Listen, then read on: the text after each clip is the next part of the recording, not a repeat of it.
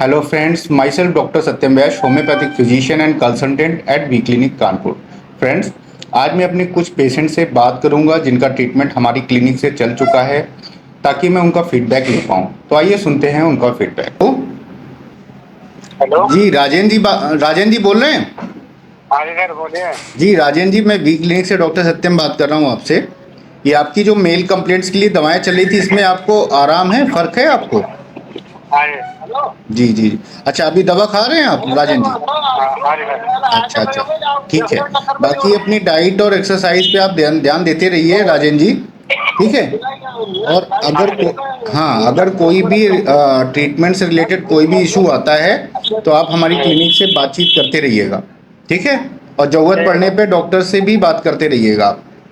हाँ जी। ठीक है। ठीक है राजेंद्र जी, ख्याल रखिए। बाकी मेडिसिन को अभी कंटिन्यू रखिए आप, ठीक है। हाँ जी। ओके जी।